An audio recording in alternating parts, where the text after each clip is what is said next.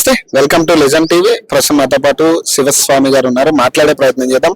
ఇటీవల హిందువుల మీద జరుగుతున్న ప్రధాన దాడులు కావచ్చు, గుడుల మీద, టెంపుల్ మీద జరుగుతున్న దాడి అంశాలు కావచ్చు, అలాగే నిన్న చిలుకూరు ప్రధాన అర్చకుల మీద జరిగిన దాడి కావచ్చు.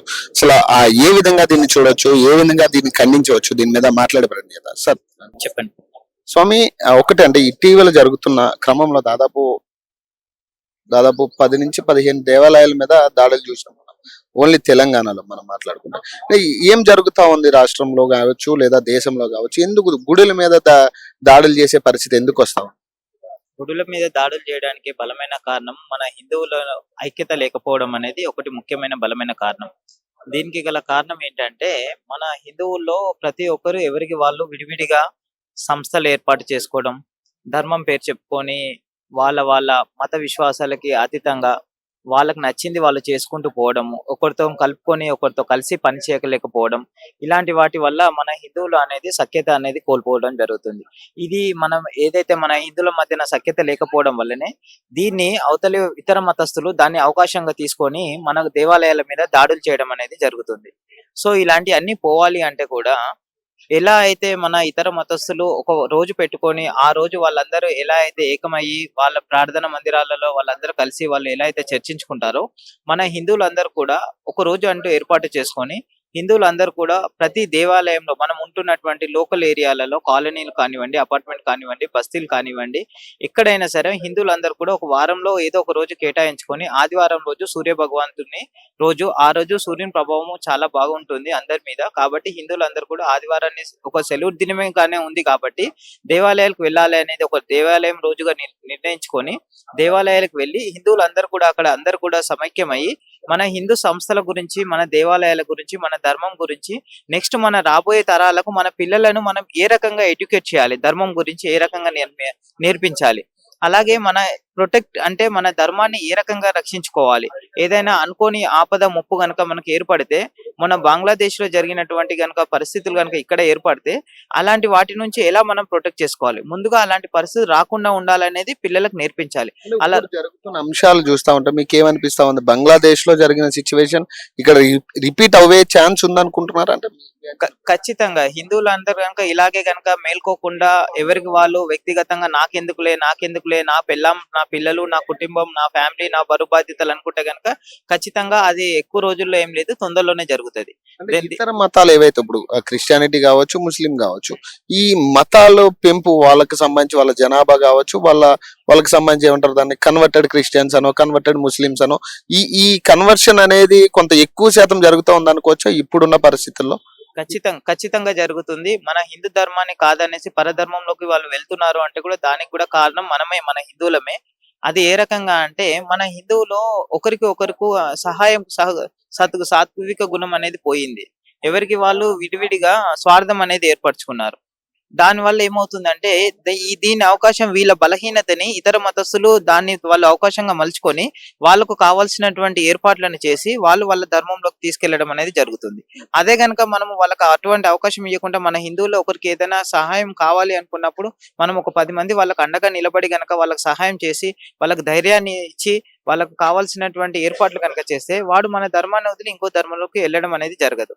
ఒకటి ఇది కారణము, ఒకటి ఆర్థికంగా కావచ్చు, మానసికంగా కావచ్చు, లేకుంటే వాళ్ళకు ఉన్న పరిస్థితులు, కుటుంబ సమస్యలు ఏదైనా కావచ్చు. కూర్చొని మన తెలుగు వాళ్ళం అందరం కూడా ఒక దగ్గర కూర్చొని సమైక్యమై చర్చించి వాళ్ళకున్న సమస్యను కనుక దూరం చేస్తే వాళ్ళు మన హిందువులతోనే ఎప్పటికీ కూడా మమేకమై ఉండడం జరుగుతుంది. ఒక ముస్లిం ఇది కావచ్చు, మసీదు కావచ్చు లేదా చర్చ్ కావచ్చు, వాళ్ళు ఏ టైంలోనైనా ఒక మైక్ పెట్టేసి వాళ్ళు ప్లే చేయొచ్చు, అంటే మార్నింగ్ నుంచి ఈవినింగ్ వరకు వాళ్ళ టైమింగ్స్ లో. కానీ ఒక హిందువులకి ఒక పండగ రోజు లేకపోతే ఏదో ఒక డీజే పెట్టుకోవాలన్నా లేకపోతే ఒక మైక్ సెట్ పెట్టాలన్నా కూడా రకరకాల పర్మిషన్స్ అడిగే పరిస్థితి వస్తా ఉంది. మనం వినాయక చవితికి చూసాం, కొన్ని చోట్ల అయితే పర్మిషన్స్ కూడా ఇవ్వలేదు, కనీసం ఎలక్ట్రిసిటీ కనెక్షన్ తీసుకోవడానికి కూడా లేని పరిస్థితి. మరి ఏం జరుగుతా ఉంది రాష్ట్రంలో? అంటే ప్రభుత్వాల నుంచి వచ్చే ఒత్తిడి అనుకోవచ్చా? ఇది కేవలం మన హిందువులో చేతకనితనం అనే చెప్పాలి. నిక్కచ్చిగా చెప్పాలంటే, ముక్కుసూటిగా చెప్పాలంటే మన హిందువులో చీము నెత్తురు అనేది లేకుండా పోయింది. అంటే చాతకనితనం, దద్దరికం, దద్దమ్మతనం అంటారు. అంటే వాళ్ళు 15% 20% ఉన్న మైనారిటీ వాళ్ళకే అన్నిటికీ వాళ్ళకు పర్ డే వచ్చేసి ఉదయం 5:30 నుంచి 5 నుంచి మొదలు పెడితే రాత్రి 9 వరకు వాళ్ళు 5 టైమ్స్ నమాజ్ చేయగలిగినప్పుడు మన హిందువులు ఇంత మెజారిటీ ఆఫ్ పీపుల్ ఉన్నప్పుడు ఉదయం సుప్రభాతం చేసి మధ్యాహ్నం తర్వాత టెంపుల్ దేవాలయం క్లోజ్ చేసే సమయంలో తర్వాత సాయంకాలం మళ్ళీ రాత్రికి ఈ రకంగా మనము ఎక్కడ కూడా సౌండ్ బాక్సులు అనేది పెట్టడం జరగదు. ఒకవేళ పండుగలు మీరు అన్నట్టుగా పండుగల సమయంలో కూడా అడిగితే అసలు అడగాల్సిన దౌర్భాగ్యం మనకెందుకు అని నేను అంటాను. ఇది మన తెలుగు దేశము, మన హిందుత్వము, హిందూ రాష్ట్రం అయినప్పుడు మన హిందువులము దేని గురించి కూడా ధర్మం కోసం కానీ, మతం కోసం కానీ, మన అవసరాల కోసం ఒకరిని అడుక్కోవాల్సిన పరిస్థితి మనకు రాకూడదు. అలా వస్తుంది అంటే మనకు ఐక్యత లేకపోవడం. ఇప్పుడు ఏదైనా పెట్టాలి అనుకున్నప్పుడు పెట్టాలి. వెళ్ళి అడగాల్సిన అవసరం ఎందుకు? వాళ్ళు అడిగి పెట్టారా? మస్జిద్ల మీద నమాజులు లౌడ్ స్పీకర్లు అడిగి పెట్టారా? గవర్నమెంట్ అడిగారా? పర్మిషన్ తీసుకున్నారా? చుట్టుపక్కల హిందువులు ఉంటారు, వాళ్ళని అడిగి పెట్టారా? మరి మనం మాత్రం ఎందుకు పర్మిషన్ అడగాలి? పెట్టాలి, వచ్చినప్పుడు చెప్పాలి, మనం కూడా మాట్లాడాలి. అది ఎప్పుడు సాధ్యమవుతుంది అంటే హిందువులు అందరూ ఒక 100 మంది ఒక దగ్గరికి వచ్చినప్పుడు దాన్ని ప్రశ్నిస్తే ఎవరైనా సరే దానికి నిలబడగలుగుతారు. మనకి ఇన్ని టెంపుల్ మీద దాడి జరుగుతున్నప్పుడు కనీసం దాన్ని ఖండించగలిగాం కానీ అక్కడ నిందితులకి మనం ఎట్లాంటి శిక్ష వేయించలేకపోయిన పరిస్థితి మనకు కనపడతా ఉంది. అదే ఒక ముస్లిం కి సంబంధించి మసీదు మీద కావచ్చు, ఒక క్రిస్టియన్ కి సంబంధించి చర్చ్ మీద కావచ్చు, ఇదే రిపీట్ అయ్యి దాడి జరిగి ఉంటే ఖచ్చితంగా వాళ్ళు వేరే రకంగా ట్రీట్ చేసుకునే పరిస్థితి వచ్చేది. ఎందుకు అంటే ఈ వ్యత్యాసం ఎందుకు కనపడతా ఉంది రెండిట్లోనూ మన మీద దాడులు జరిగిన తర్వాత కూడా ఆ ఉన్న 1 రోజు 2 రోజులు 3 రోజులు మాత్రమే మన తెలుగు వాళ్ళలో ఊపు అనేది ఉంటుంది. తర్వాత ఏంటంటే వాళ్ళ జాబ్ పరంగా, వాళ్ళ ప్రొఫెషన్ పరంగా, వాళ్ళ కెరియర్ పరంగా, వాళ్ళ రెస్పాన్సిబిలిటీస్ పరంగా వాళ్ళు వెళ్ళిపోవడం జరుగుతుంది. వేరే ధర్మంలో చూసుకుంటే అసలు దాడు అనేది ఊహకు కూడా వాళ్ళు ఎవరు ఊహించుకోరు. ఇన్ని జరిగిన తర్వాత కూడా మనలో చీమునెత్తురు ఉంది అంటే ఉంది అని చెప్పుకోవాలి. ఎంతవరకు అంటే 1 రోజు 2 రోజులు 3 రోజులు హడావుడి చేస్తాం. ముత్యాలమ్మ దేవాలయం మీద 15 రోజులు నెల రోజులు మేము చేసాము. అక్కడికి వెళ్ళాము, లాఠీ చార్జ్ అయింది. అక్కడ ఎవరో చేసిన పొరపాటుకి పోలీస్ వాళ్ళు లాఠీ చార్జ్ చేశారు. లాఠీ చార్జ్ చేసినప్పుడు మన హిందువులందరూ కూడా అక్కడే తప్పు చేసిన వాడు ఎవడో చేస్తే మిగతా వాళ్ళని ఎందుకు కొడుతున్నారని చెప్పి నిలబడ్డారా? నిలబడలేదు, అందరూ పారిపోయారు. ఒక్కరు చేసిన తప్పుకు 10 మనలో ఏంటంటే భయస్థులు ఎక్కువ అయిపోతున్నారు. ఆ భయం అనేది ఎక్కడి నుంచి వస్తుంది అంటే చిన్నప్పటి నుంచి వాళ్ళకు ధైర్య సాహసాలు అనేది తల్లిదండ్రులు నూరుపోయకపోవడం వల్లనే. వాళ్ళలో తెగింపు ఉంటుంది, మనలో తెగింపు ఉండదు, మనలో భయం ఉంటుంది. ఆ భయం అనేది పోగొట్టాలంటే ఇప్పటికైనా సరే మన పిల్లలకి మనం చిన్నప్పటి నుంచి ఒక ఝాన్సీ లక్ష్మీబాయి గురించి, ఆడపిల్లలకు ఒక ఝాన్సీ రుద్రమదేవి గురించి, తర్వాత అలాగే మన శివాజీ మహారాజ్ గురించి, సంభాజీ గురించి, ఇలా మన చరిత్రను కాపాడినటువంటి వీరుల చూరుల గురించి చరిత్ర అనేది కనుక తెలుపగలిగితే, మన పిల్లలు కనుక ఆత్మస్థైర్యం నింపగలిగితే వాళ్ళు కూడా ఏదైనా త్యజించడానికి అనేది సిద్ధపడతారు. కానీ మన తెలుగు వాళ్ళలో చేసేది ఏంటంటే ముఖ్యంగా మొదటి లక్షణం మన పిల్లలకి చిన్నప్పటి నుంచి భయాన్ని నూరిపోస్తాం.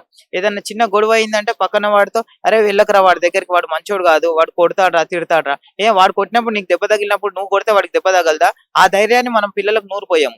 అదే మనకు బలహీనత. ఈ రోజు చిన్నప్పుడే నువ్వు మొక్క చిన్నగా ఉన్నప్పుడు ఎలా అయితే పెంచుతామో పెద్దగా అయ్యాక కూడా అది అదే ఆకారంలో పెరుగుతుంది. సో మన పిల్లలను కూడా చిన్నప్పటి నుంచి మనం బలహీనంగా పెంచితే పెద్దగా అయ్యాక ఈ రోజు వెళ్ళి ఒక ప్రొటెక్ట్ చేయి, ఒక దేవాలయాన్ని కాపాడు, ఒక ధర్మాన్ని కాపాడు అంటే వాడు ఎక్కడి నుంచి కాపాడుతాడు?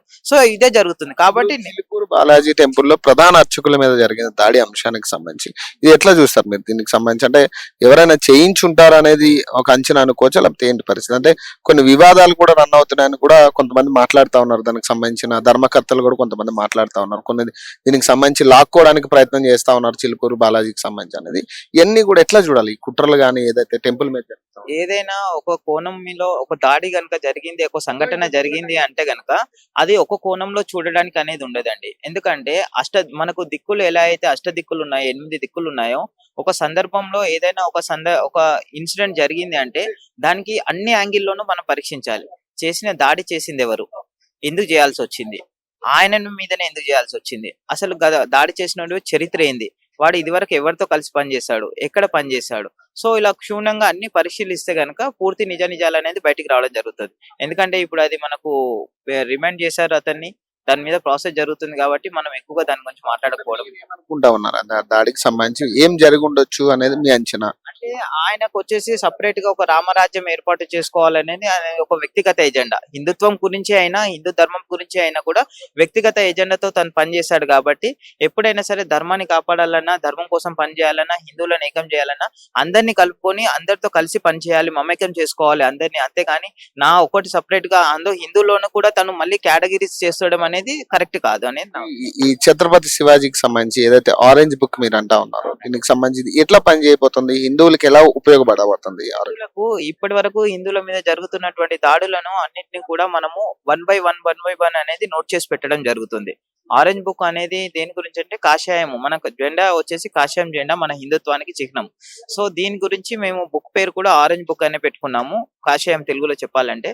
దాంట్లో మన హిందువుల మీద జరుగుతున్నటువంటి దాడులను 1 by 1 అంటే ఇప్పుడు అధికారంలో ఉన్నటువంటి అధికారులు కానివ్వండి, తర్వాత లీగల్ పోలీస్ డిపార్ట్మెంట్ కానివ్వండి, హిందువులను ఏ రకంగా ఏ పార్టీ వాళ్ళ ఒత్తిడిల వల్ల మన హిందువులను ఏ రకంగా అణచివేస్తున్నారు, ఎక్కడెక్కడ వాళ్ళని ఏ రకంగా ఇబ్బందులు పెడుతున్నారు అవన్నీ నోటీస్ చేయడం జరుగుతుంది. సో అది పెట్టుకుంటాం నోటీస్ లో, సమయం వచ్చినప్పుడు అవన్నీ కూడా రివీల్ చేయడం జరుగుతుంది. థ్యాంక్స్.